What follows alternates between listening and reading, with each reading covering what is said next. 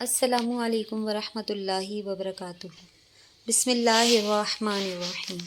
حضرت عمر بن خطاب رضی اللہ تعالیٰ عنہ انبیاء کی جماعت اور امت کے سب سے افضل انسان ابو بکر صدیق رضی اللہ تعالیٰ عنہ کے بعد اسلام کے دوسرے خلیفہ راشد فاروق اعظم کا درجہ رکھتے ہیں۔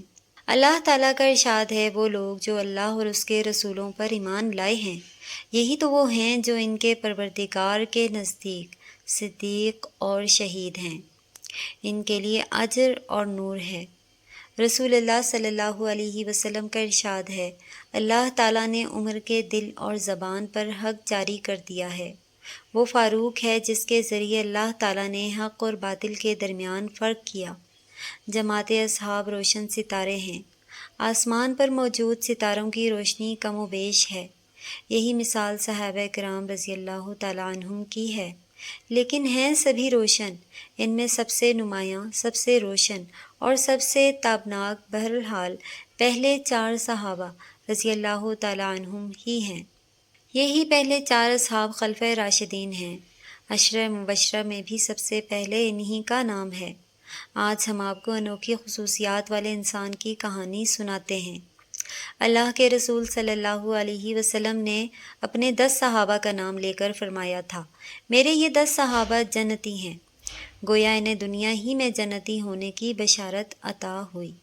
ان میں سے ایک سیدنا عمر فاروق رضی اللہ تعالیٰ عنہ ہیں، انبیاء کی جماعت کے بعد اور مسلمانوں کے پہلے خلیفہ راشد یارغار سیدنا ابو بکر صدیق رضی اللہ تعالیٰ عنہ کے بعد اس دنیا میں سب سے زیادہ فضیلت دوسرے خلیفہ راشد سیدنا عمر فاروق ہی کو حاصل ہے۔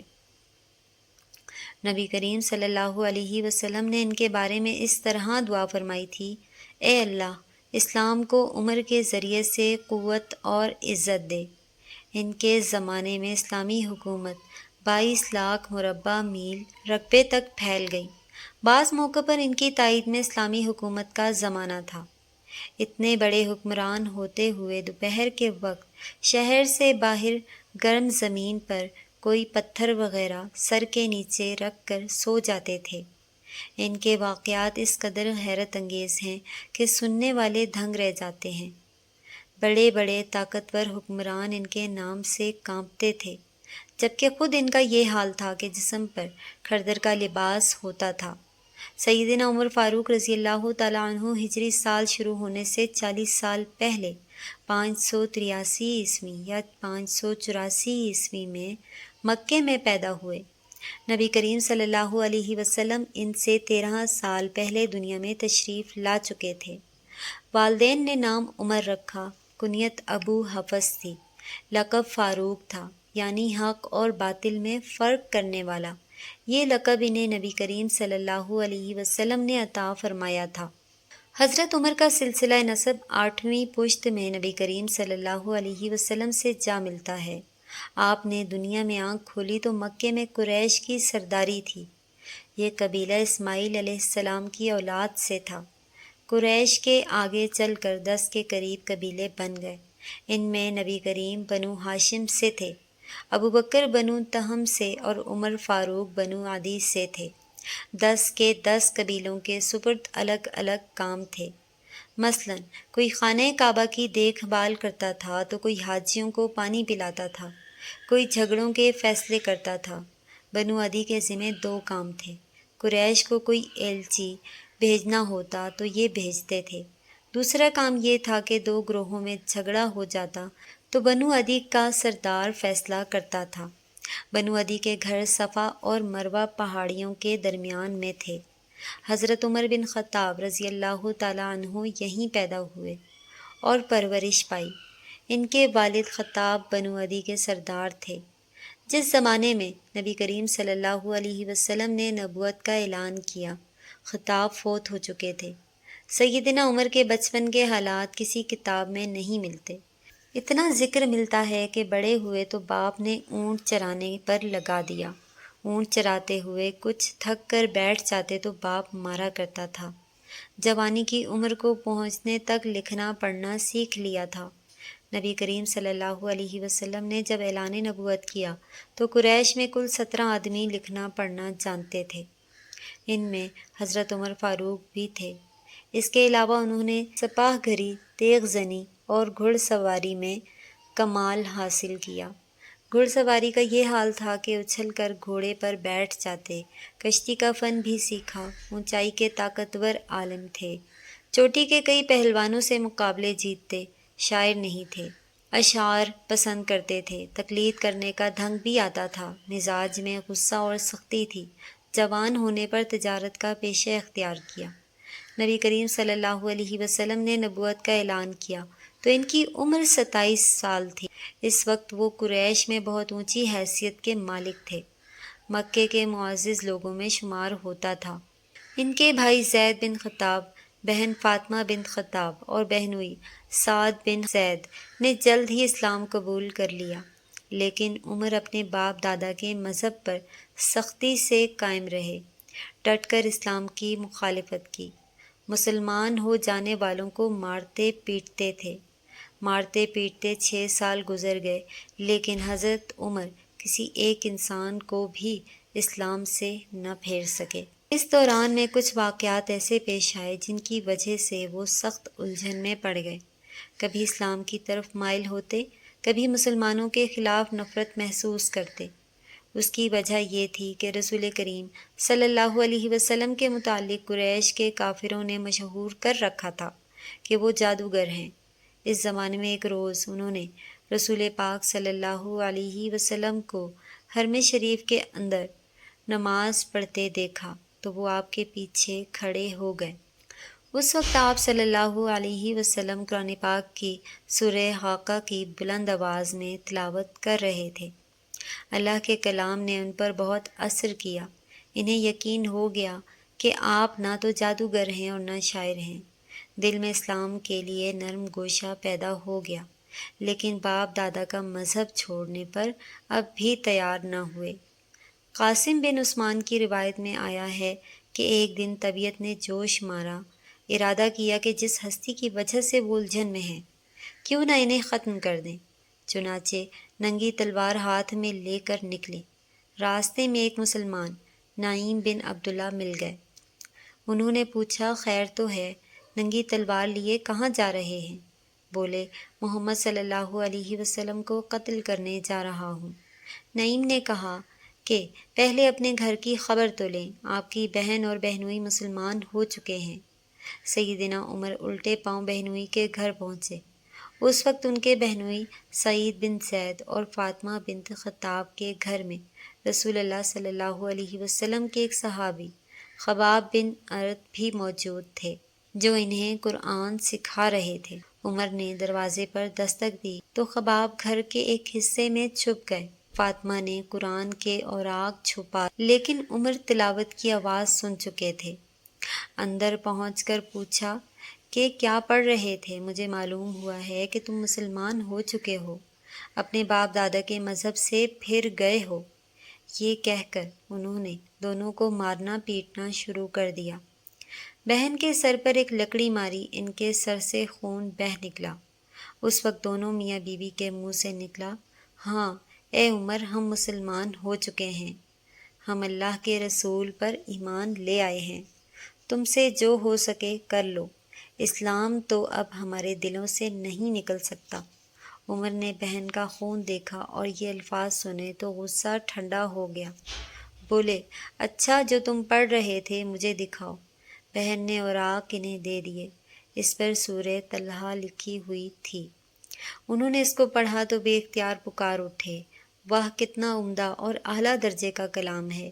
یہ سن کر حباب بن ارد بھی باہر نکل آئے اور بولے، اے عمر، مجھے امید ہے اللہ تعالیٰ نے اپنے نبی کی دعا کو پوری کرنے کے لیے آپ کو چن لیا ہے۔ میں نے کل ہی نبی صلی اللہ علیہ وسلم کو یہ دعا کرتے سنا ہے، یا اللہ، ابو جہل یا عمر بن خطاب کے ذریعے سے اسلام کو قوت عطا فرما۔ بس اے عمر، اللہ کی طرف آؤ، اللہ کی طرف آؤ۔ یہ سن کر سیدنا عمر فاروق نے کہا، مجھے محمد کے پاس لے چلو۔ نبی صلی اللہ علیہ وسلم اس وقت دار ارتھم میں تھے۔ عمر رضی اللہ تعالیٰ عنہ خباب بن ارد کے ساتھ کمر سے تلوار لٹکائے وہاں پہنچے۔ دروازے پر دستک دی، ایک صحابی نے اندر سے جھانک کر آپ صلی اللہ علیہ وسلم کو بتایا۔ باہر عمر تلوار کمرے سے لٹکائے کھڑے ہیں، نہ جانے کس ارادے سے آئے۔ آپ کے چچا سیدنا حمزہ رضی اللہ تعالیٰ عنہ بھی اس وقت وہاں موجود تھے۔ یہ بہت بہادر تھے، فوراً بولے انہیں اندر آنے دو، نیک ارادے سے آئے تو ٹھیک، ورنہ انہی کی تلوار سے ان کا سر اڑا دوں گا۔ رسول اللہ صلی اللہ علیہ وسلم نے بھی فرمایا انہیں آنے دو، چنانچہ دروازہ کھول دیا گیا۔ عمر اندر داخل ہوئے تو آپ صلی اللہ علیہ وسلم اٹھ کر ان کی طرف بڑھے، ان کی چادر کو مٹھی میں دبا کر زور سے کھینچتے ہوئے فرمایا، خطاب کے بیٹے تم کس ارادے سے آئے ہو؟ سیدنا عمر رضی اللہ تعالیٰ عنہ نے عرض کیا، اے اللہ کے رسول، میں اللہ اور اس کے رسول پر ایمان لانے کے لیے حاضر ہوا ہوں۔ اس پر آپ صلی اللہ علیہ وسلم نے زور سے اللہ اکبر فرمایا۔ باقی مسلمانوں نے بھی اللہ اکبر کا نعرہ لگایا۔ اب عمر رضی اللہ تعالیٰ عنہ نے کلمہ پڑھا، پھر بولے، اے اللہ کے رسول، کیا ہم حق پر نہیں ہیں؟ آپ نے فرمایا، اس ذات کی قسم جس کے قبضے میں میری جان ہے، تم لوگ حق پر ہو۔ یہ سن کر سیدنا عمر فاروق نے عرض کیا، جب ہم حق پر ہیں تو کافر غلط راستے پر، تو پھر اپنا دین کیوں چھپائیں؟ آپ نے فرمایا، اے عمر، ابھی ہماری تعداد تھوڑی ہے اور تم دیکھ رہے ہو ہم کن حالات سے گزر رہے ہیں۔ سیدنا عمر نے یہ سن کر فرمایا، اس ذات کی قسم جس نے آپ کو نبی بنا کر بھیجا ہے، میں اسلام لانے سے پہلے جن لوگوں میں اٹھتا بیٹھتا تھا، اب مسلمان ہو کر ان کے سامنے جاؤں گا۔ اس پر تمام مسلمان دار ارتھم سے 2 صفیں بنا کر نکلے اور کعبے کی طرف روانہ ہوئے۔ ایک صف میں عمر تھے، دوسری صف میں حمزہ۔ سب نے مسجد حرام میں نماز ادا کی۔ قریش نے یہ دیکھا تو طیش میں آ گئے، اس وقت تو کچھ نہ کہا۔ جب عمر تنہا نظر آئے تو ان پر حملہ کر دیا۔ انہوں نے بھی ڈٹ کر مقابلہ کیا، آخر کار پھر انہیں چھوڑ کر چلے گئے۔ یہ واقعہ نبوت کے 6 سال پیش آیا۔ ایمان لانے کے بعد 6 سال تک مکہ میں رہے یا دوسرے مسلمانوں کے ساتھ مدینے کی طرف ہجرت کی۔ ایسے میں کفار کو مخاطب ہو کر فرمایا، میں آج مکے سے جا رہا ہوں، کسی میں ہمت ہے تو مجھے روک کر دکھائے۔ کوئی آگے نہ آیا۔ اس طرح آپ قبا پہنچے، پھر نبی کریم صلی اللہ علیہ وسلم اور ابوبکر ہجرت کر کے وہاں تشریف لائے۔ مسجد قبا کی تعمیر کے بعد سب نے مدینے کا رخ کیا۔ ہجرت کے وقت سیدنا عمر فاروق کی عمر مبارک 40 سال کے قریب تھی۔ اس کے بعد وہ 23 برس اس دنیا میں رہے۔ یہ سارا زمانہ مدینے میں گزارا، مسجد نبی کی تعمیر میں حصہ لیا۔ آپ صلی اللہ علیہ وسلم نے مہاجرین اور انصار میں بھائی چارہ کرایا تو عتبان بن مالک کو ان کا بھائی بنایا۔ انہوں نے اپنا نصف مکان انہیں دے دیا۔ عبداللہ بن زید نے خواب میں اذان کے الفاظ سنے۔ انہوں نے یہ الفاظ نبی کریم صلی اللہ علیہ وسلم کو سنائے۔ آپ صلی اللہ علیہ وسلم نے سیدنا بلال کو حکم دیا اذان کہیں۔ جو ہی انہوں نے اذان شروع کی، سیدنا عمر فاروق اپنی چادر گھسیٹتے ہوئے آئے اور بولے، اے اللہ کے رسول صلی اللہ علیہ وسلم، اس ذات کی قسم جس نے آپ کو نبی بنا کر بھیجا ہے، میں نے بھی بالکل یہی الفاظ خواب میں سنے ہیں۔ یہ سن کر آپ بہت خوش ہوئے۔ آج تک اذان انہی الفاظ میں دی جا رہی ہے اور قیامت تک دی جاتی رہے گی۔ ہجرت کے دوسرے سال بدر کی لڑائی پیش آئی۔ سیدنا عمر فاروق بھی اسی غزوہ میں شریک ہوئے۔ اس غزوہ میں انہوں نے ایک بہادر سپاہی عاص بن ہشام کو قتل کیا۔ یہ رشتے میں ان کا ماموں تھا۔ اگلے سال احد کی لڑائی ہوئی۔ سیدنا عمر اس لڑائی میں بھی شریک ہوئے۔ بدر کی لڑائی میں عمر فاروق کی بیٹی سیدہ حفصہ بیوہ ہو گئی تھی۔ نبی کریم صلی اللہ علیہ وسلم کی خواہش پر سیدنا عمر نے ان کا نکاح آپ صلی اللہ علیہ وسلم سے کر دیا۔ اس طرح وہ رسول کریم صلی اللہ علیہ وسلم کے سسر بنے۔ ان کی بیٹی کو مومنوں کی ماں کا درجہ حاصل ہوا۔ ہجرت کے 5ویں سال شوال میں خندق کی لڑائی پیش آئی۔ سیدنا عمر بن خطاب نے بھی خندق کھودی۔ خندق کے ایک حصے کی حفاظت سیدنا عمر کے سپرد کی گئی۔ بعد میں اس جگہ ان کے نام سے مسجد تعمیر کی گئی، جو آج بھی موجود ہے۔ ہجرت کے چھٹے سال نبی کریم صلی اللہ علیہ وسلم نے کسی کی زیارت کا ارادہ فرمایا۔ آپ 14 صحابہ کے ساتھ روانہ ہوئے، ان میں سیدنا عمر بھی تھے۔ حدیبیہ کے مقام پر کافروں سے جو معاہدہ ہوا تو کچھ دوسرے صحابہ کے ساتھ وہ سیدنا عمر پر بھی گراں گزرا۔ وہ رسول اللہ صلی اللہ علیہ وسلم کی خدمت میں حاضر ہوئے اور عرض کی، کیا آپ اللہ کے سچے نبی نہیں ہیں؟ آپ نے فرمایا، یقیناً میں اللہ کا سچا نبی ہوں۔ کہا، کیا ہم حق پر اور ہمارا دشمن باطل پر نہیں ہے؟ آپ نے فرمایا، ہم حق پر اور ہمارا دشمن باطل پر ہے۔ کہا، اے اللہ کے رسول، جب ہم حق پر اور ہمارا دشمن باطل پر ہے تو پھر دب کر کیوں صلح کریں؟ آپ نے فرمایا، میں اللہ کا رسول ہوں، اللہ کے حکم کے خلاف نہیں کرتا، وہی میرا مددگار ہے۔ سیدنا عمر پھر ابو بکر صدیق کے پاس گئے اور ان سے بھی یہی کہا تو انہوں نے فرمایا، اے جوان، بلا شبہ نبی کریم صلی اللہ علیہ وسلم اللہ کے رسول ہیں، وہ اپنے رب کی نافرمانی نہیں کر سکتے اور وہی ان کا ناصر و مددگار ہے، بس ان کی رکاب کو تھامے رہو، یعنی ہر معاملے میں ان کی فرما برداری کرو۔ نبی کریم صلی اللہ علیہ وسلم نے فرمایا، میں اللہ کا رسول ہوں، اللہ کے حکم کے خلاف نہیں کرتا، وہی میرا مددگار ہے۔ تب جا کر سیدنا عمر کو اطمینان ہوا۔ نبی کریم صلی اللہ علیہ وآلہ وسلم واپس روانہ ہوئے تو سورہ فتح نازل ہوئی۔ آپ نے سیدنا عمر کو بلا کر اللہ تعالیٰ کا یہ ارشاد سنایا کہ ہم نے آپ کو کھلی فتح عطا کی۔ ساتھ ہی آپ نے فرمایا، مجھ پر آج ایسی صورت نازل ہوئی ہے جو مجھے اس دنیا سے زیادہ پیاری ہے۔ سیدنا عمر رضی اللہ تعالیٰ عنہ نے حدیبیہ کی صلح کے موقع پر جو گفتگو کی تھی وہ خلوص نیت پر مبنی تھی، پھر بھی انہیں تمام زندگی اس بات کا افسوس رہا کہ کیوں انہوں نے اس طرح کے سوال جواب کیے۔ اس کے بدلے میں انہوں نے بہت سے روزے رکھے، کئی غلام آزاد کیے، بہت سی نفل نمازیں پڑھیں۔ ہجرت کے 7ویں سال خیبر کی لڑائی ہوئی، اس میں بھی سیدنا عمر رضی اللہ تعالیٰ عنہ شریک تھے۔ ذی القعدہ 7 ہجری میں نبی صلی اللہ علیہ وسلم عمرے کے لیے تشریف لے گئے۔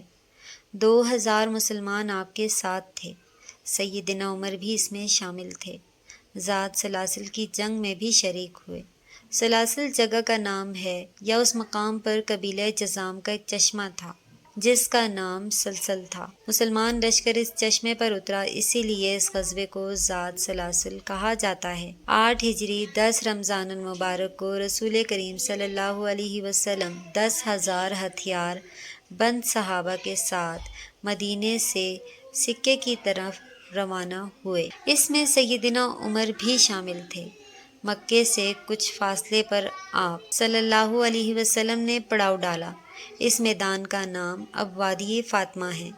قریش کے سردار ابو سفیان نے 2 آدمیوں کو حالات معلوم کرنے کے لیے بھیجا۔ پھر ابو سفیان خود نبی کریم صلی اللہ علیہ وسلم کی خدمت میں حاضر ہوئے۔ کیسے ہیں؟ سیدنا عمر رضی اللہ تعالیٰ عنہ نے عرض کیا، اے اللہ کے رسول صلی اللہ علیہ وسلم، مجھے اجازت دیں میں ابو سفیان کا سر اڑا دوں، لیکن آپ ایسا کرنے کی اجازت نہ دیں۔ اس موقع پر ابو سفیان نے اسلام قبول کیا۔ ان کے بعد مکے کے باقی ماندہ لوگ بھی مسلمان ہو گئے۔ فتح مکہ کے بعد غزوہ حنین پیش آیا۔ اس غزوے کی ابتدا میں مسلمانوں کے پاؤں اکھڑ گئے۔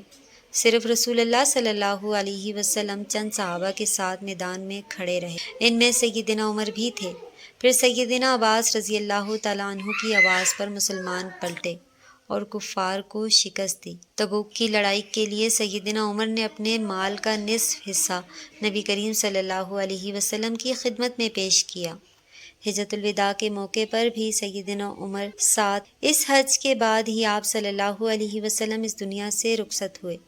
صفر 11 ہجری میں آپ صلی اللہ علیہ وسلم نے اسامہ بن زید کو اسلامی لشکر کا سپہ سالار مقرر کیا اور حکم دیا کہ جا کر رومیوں سے موتا کی لڑائی کا بدلہ لیں۔